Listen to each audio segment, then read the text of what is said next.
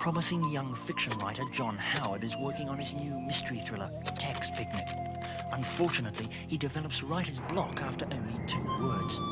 In any case, his publishers, Dry, Wet and Damp Unlimited, have decided to keep Howard's tax opus secret until after his death. Meanwhile, the shooting of the film must go ahead anyway, as the rights have been sold to the White Shoe Brigade for $870 million. Right, lights, say action, camera, so on. But wait, a copy of the extra-secret, unwritten final chapter has fallen off the back of a bulldozer. The cat's out of the bag, so I'll tell you what happens. My tax policy wanders up the rock, just like Bob Hawke's policy wandered up the tax summit. Joe does all the directing, making up the scripts as he goes along, and he wins an Oscar for Best Special Effects. His shooting budget is way over, but that's what election promises are all about. My own tax policy goes into a time warp and is never seen again.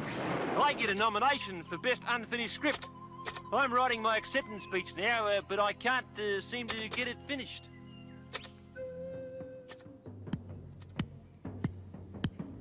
Now, Kim, how should you play the over-pitch delivery on the off-stump? Move your feet to the pitch of the ball, eyes over the ball, drive it through the covers on the half volley. Ooh. And the short-pitch delivery on the leg stump, Kim? Go to the back foot, body behind the ball, turn it sharply down the leg side. Ooh. And the full toss? Put your shoulders behind it. Thump it through long on. Ooh.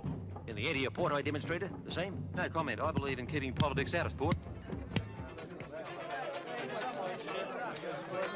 Who owns you? It's a breakthrough, a great step for journalism. I'm still working for Murdoch. Well, there's your problem. He's a right-wing monopolist, he is. Our boss has got tremendous diversity, an exciting contest of interests, and a keen appreciation of markets. You mean you've got a property development?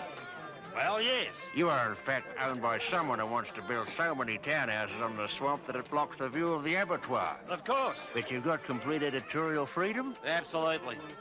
As long as we're not too hard on Joe.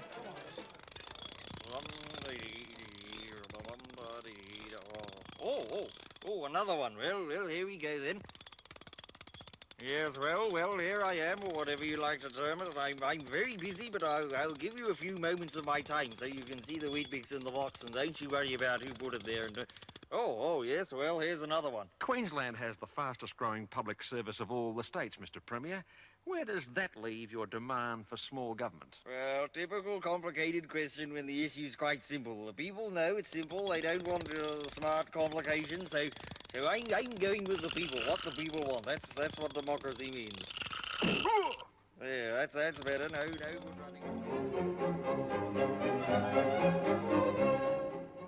Gentlemen, any idea what this one is? No, I don't recognise that at all. Is it a 16th century snuff box engraved by the Italian enamelist Giuseppe Facchetti? No, good guess, but no. Ian. Is it a stump jump plough? No, I'm sorry. It is, in fact, a policy. Ah, no wonder we didn't recognise it.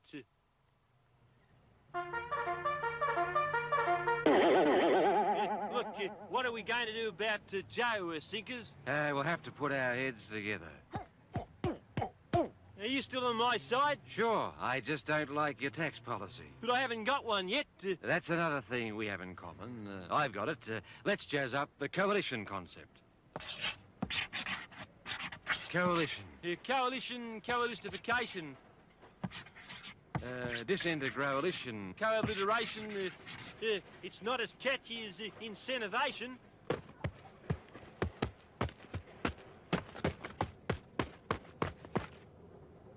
Oh, Joe, what about an olive branch? I'll send one right away. It's on its way now. Here it comes, no problem. Gentlemen, any ideas on the origin of this one and its value? Is it a car plane? No. It's a J-curve, Clive. No question. It's been flattened out a bit by the recent trade figures, but it's still pretty obviously a J. No, it's not a J curve. They seem to have disappeared altogether. Bob, any thoughts? With respect, I think it's just a piece of wood. I'd chuck it out. Half right. It's the socialist plank in your party's platform, but you did chuck it out and replace it with this. Hey, careful. That's my next term in office. Now, listen, everybody. I've got a little surprise for you.